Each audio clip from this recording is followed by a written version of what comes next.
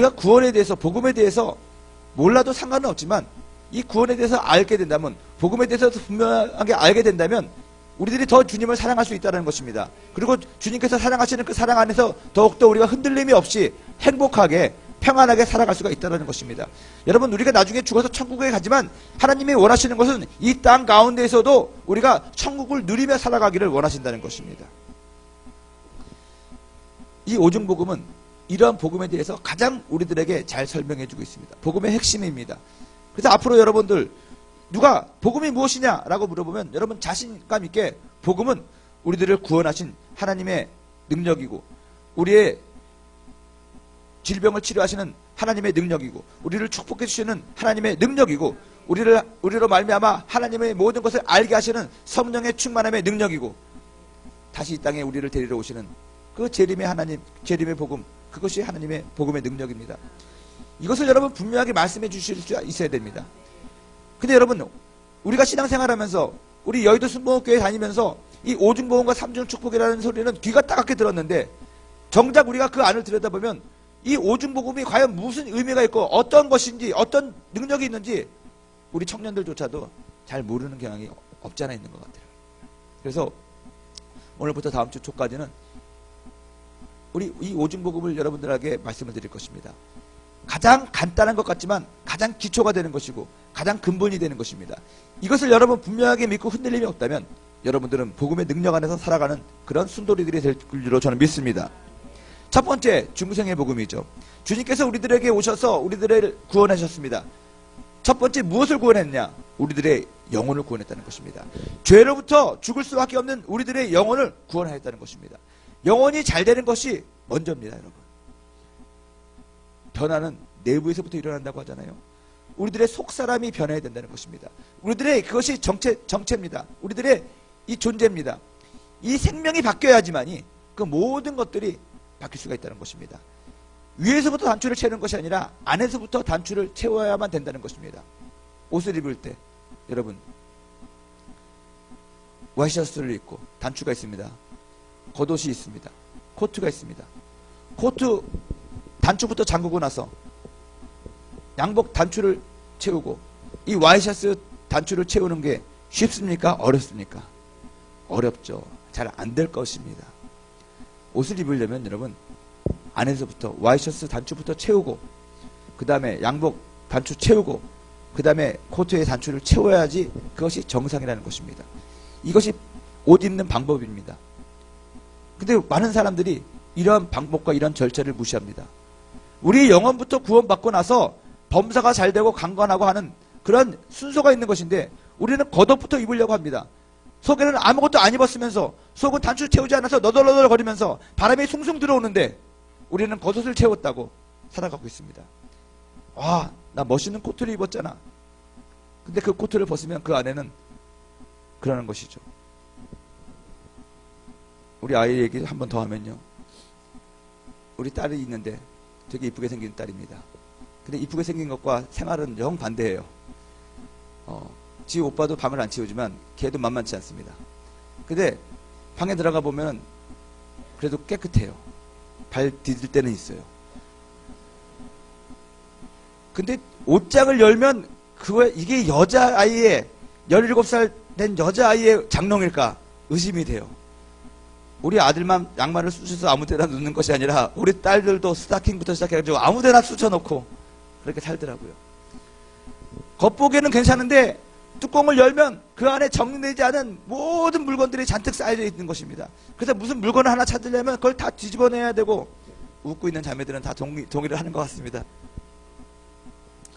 여러분, 우리들이 인생을 살아가는데 그렇습니다. 겉만 번지르르 하고 살아갑니다. 이것이 뭡니까? 회칠한 무덤입니다. 안에는 정리되어 있지 않는데 우리 겉보기에만 우리는 그럴싸하게 살아간다는 것입니다. 여러분, 구원의 복음은 먼저 우리들의 영혼을 터치하는 것입니다. 중생의 복음은 우리들의 영혼을 먼저, 우리들의 속사람을 먼저 변화시킨다는 것입니다. 하나님께서 우리들을 창조하실 때 완전하게 창조하셨습니다. 창세기 2장 7절에 보면은 이렇게 기록합니다. 야훼 하나님이 땅의 흙으로 사람을 지으시고 생기를 그 코에 불어 넣으시니 사람이 생명이 되었다고 합니다. 우리가 지난 시간에 창조에 대해서 우리가 공부를 했습니다. 하나님이 이 세상을 창조하시고 인간을 창조하신 것은 완벽한 창조였습니다. 그 완벽한 창조의 활용 점정이 무엇이냐? 하나님의 생명을 우리에게 주신 것입니다. 그래서 우리는 무엇이 되었다고요? 생명이 되었어요. 영적인 존재가 되었다는 것입니다. 하나님의 속성대로 우리가 창조되었다는 것입니다. 그래서 우리들의 존재는 육에 있는 것이 아닙니다. 우리들의 존재는 영에 있는 것입니다. 이번 주일 설교를 할 건데 주님께서는 자신을 가리켜 생명의 떡이라고 얘기했습니다. 네 배에서 나오는 생수를 마시라고 했습니다. 주님께서 말씀하시는 그 생명의 떡, 그 떡은 우리들이 육신으로 먹는 육의 양식이 아닙니다. 영의 양식입니다. 우리들은 영의 양식을 먹고 살아야 됩니다. 영적인 물을 마시고 살아가야만 됩니다. 왜냐? 우리들의 근본적인 존재가 영에 있기 때문에 그렇습니다. 생명이 되었다는 것입니다. 이것이 우리들의 정체성입니다. 이것이 우리입니다. 그런데 인간이 타락했죠. 완전하게 타락을 했습니다. 창세기 2장 17절에 보면은 선하게 알게 하는 나무의 열매는 먹지 말라. 내가 먹는 날에는 반드시 죽으리라. 여러분, 주님께서 우리들에게 주신 한 가지 원칙이 있었는데 우리들에게 주신 자유의지를 가지고 모든 것을 할 수 있지만 선악을 알게 하는 열매는 먹지 말라고 했습니다. 그것은 신의 영역이라는 것입니다. 제가 그런 예화를 드렸죠. 부모가 우리들에게 모든 것을 증여해주고 상속해 주었지만 어머니와의 관계는 상속해 주실 수가 없는 것입니다. 이 선악을 알게 하는 것은 마치 이렇게 설명할 수도 있다는 것인데 결국 인간은 그 넘지 말아야 될 선을 넘어버린 것이죠. 그래서 정말로 어떻게 됐습니까? 죽었습니다. 우리들의 영이 죽었다는 거예요. 하나님과의 관계가 단절되었다는 것입니다. 에덴 동산에서는 우리가 영적인 존재였기 때문에 하나님과 대화하고 교감이 있었습니다. 근데 우리들이 죽었습니다. 하나님과의 대화가 단절되었습니다. 하나님은 영이 되고 우리들은 그야말로 육이 된 것입니다. 우리들은 그냥 흙이 된 것입니다. 이러한 인간들을 주님께서는 다시 구원하기 원하셨습니다. 로마서 3장 23절에서 28절에도 이렇게 얘기하지 않습니까? 모든 사람이 죄를 범하였음에 하나님의 영광에 이르지 못하더니 그리스도 예수 안에 있는 속량으로 말미암아 하나님의 은혜로 값없이 의롭다 하심을 얻은 자가 되었다. 우리 인간들은 어느 누구도 예외 없이 하나님 앞에서 범죄하고 다 죽은 사람입니다. 하나님과의 관계가 단절된 사람입니다. 그렇지만 예수 그리스도의 속량하심으로 말미암아 우리가 저지른 그 죄의 값을 예수 그리스도께서 이미 다 속량해 주신 그 대가로 우리가 하나님과의 관계가 회복이 된다는 것입니다. 그리고 이것은 모든 사람에게 필요한 것입니다. 어떤 한두 사람에게만 필요한 것이 아니라 모든 사람에게 필요한 구원의 요건이라는 것입니다. 오늘 성경 본문처럼 이러한 인간들을 구원하고 속량하기 위해서 좀 더 구체적으로 예수님께서 이 땅에 오셨죠. 요한복음 3장 16절입니다. 하나님이 세상을 이처럼 사랑하사 독생자를 주셨으니 누구든지 그를 믿는 자는 멸망하지 않고 영생을 얻게 된다. 이 하나님과의 관계가 회복되며 우리가 다시 하나님과 더불어 영원히 살게 된다는 그것이죠. 이것이 복음입니다. 골로새서 2장 12절에서 15절에도 이런 말씀이 있습니다. 너희가 세례로 그리스도와 함께 장사되고 또 죽은 자들 가운데서 그를 일으키신 하나님의 역사를 믿음으로 말미암아 그 안에서 함께 일으키심을 받았느니라.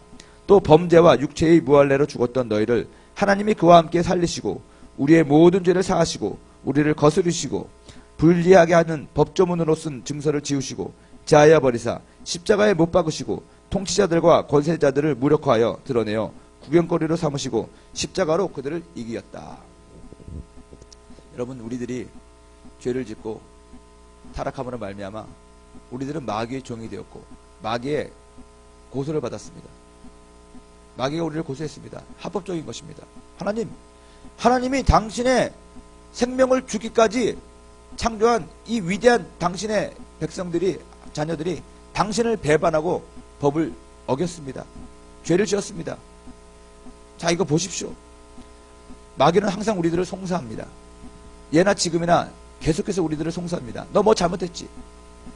사실 율법이라는 것도 우리들을 구원하기 위해서 주신 하나님의 방법이었는데 마귀는 그것을 이용해가지고 우리들의 죄를 들춰내고 우리들을 책잡고 우리들을 하나님으로부터 멀어지게 하는 그런 방법을 쓴다는 것입니다.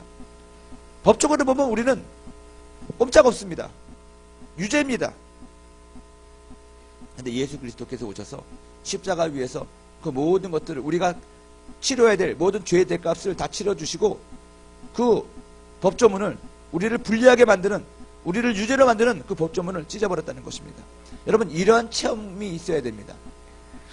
제가 네팔에서 건축을 할 때 교회를 짓고 건축을 하는데 2004년이죠. 2003년부터 건축을 했는데 건물을 한 반 정도 지었을 때입니다.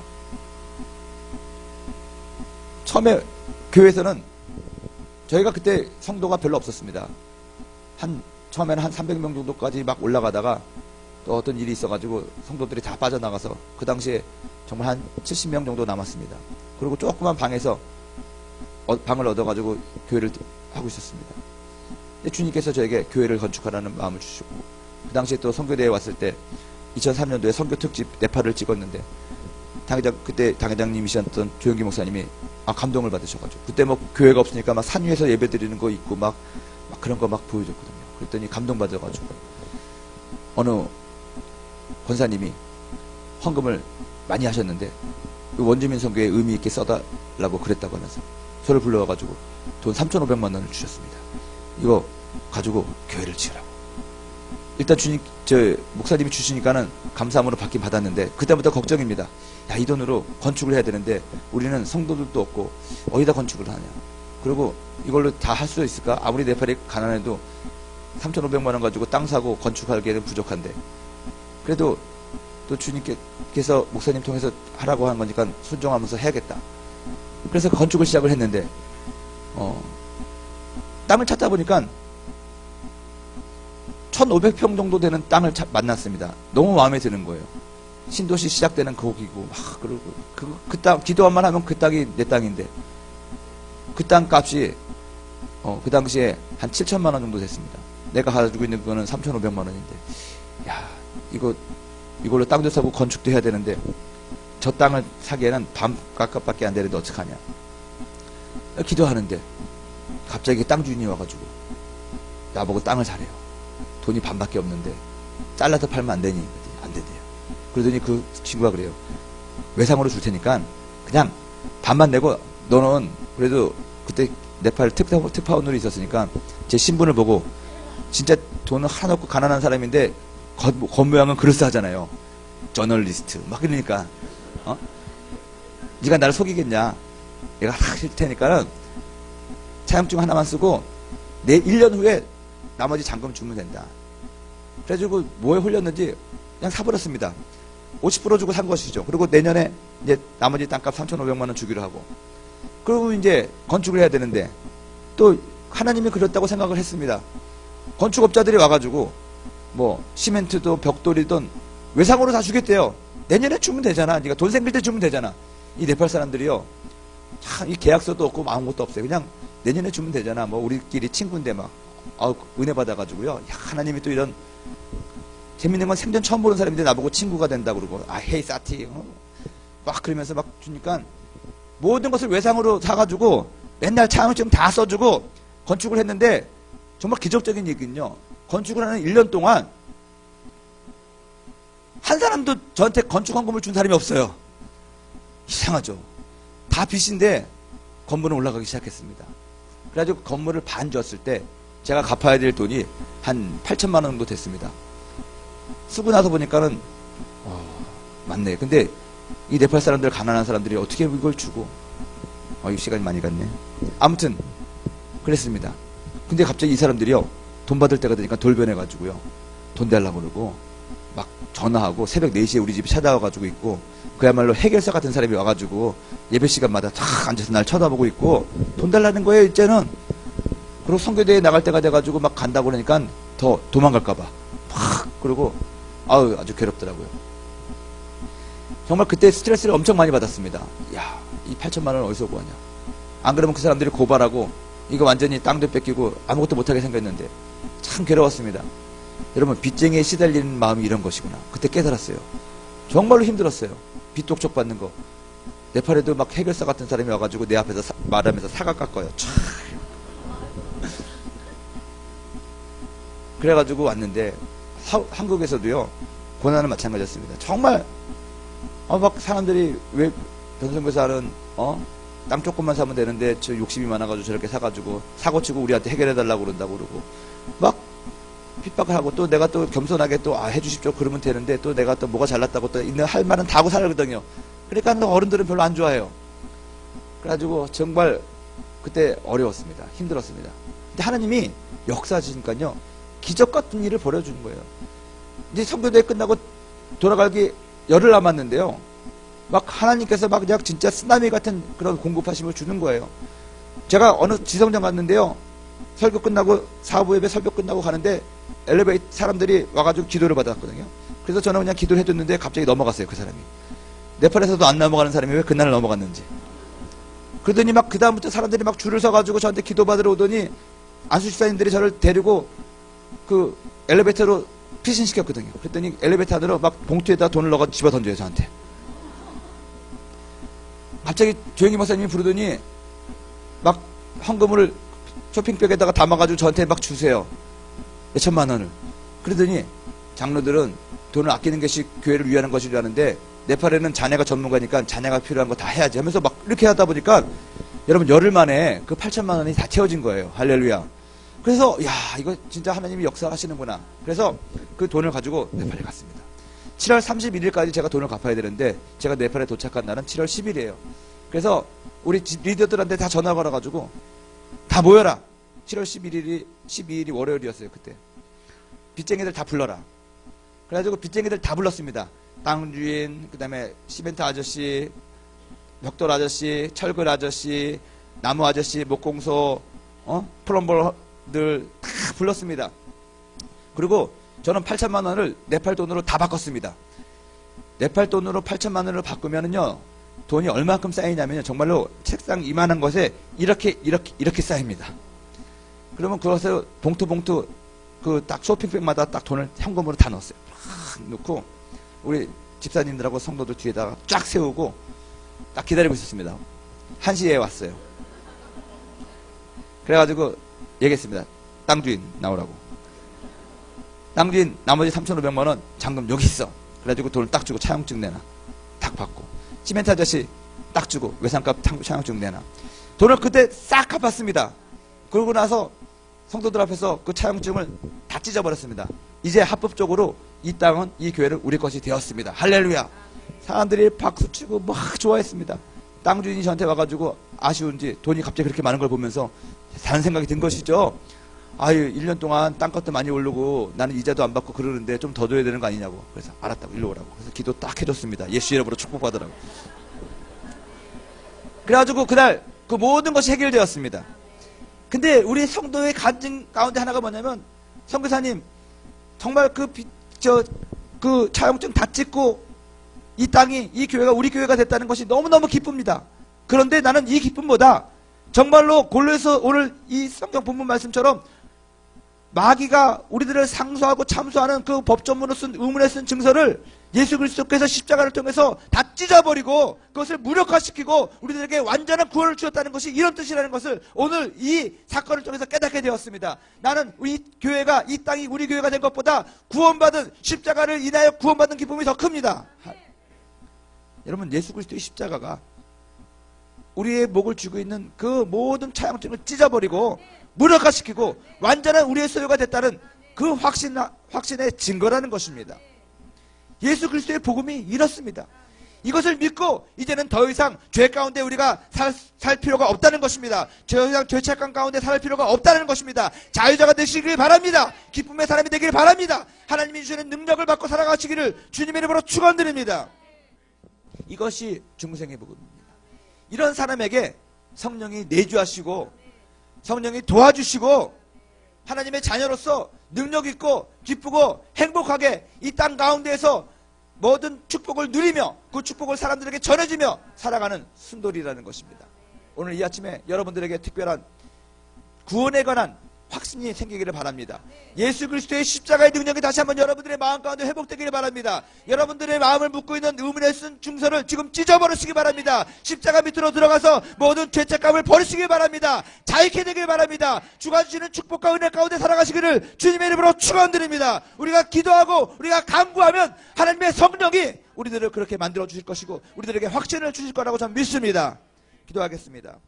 사랑과 은혜가 많으신 아버지 하나님, 주님께서 사랑하시는 우리 대학청년국 모든 지체들에게 구원의 확신 주시옵시고 십자가의 능력이 다시 한번 회복되게 도와주시옵시고 우리 마음을 붙잡고 있는 의문에 쓴 그 법조문을 다 찢어버려 주시옵시고 십자가의 권세와 십자가가 주는 축복과 행복과 기쁨을 누리며 살아갈 수 있도록 복을 내려 주시옵소서.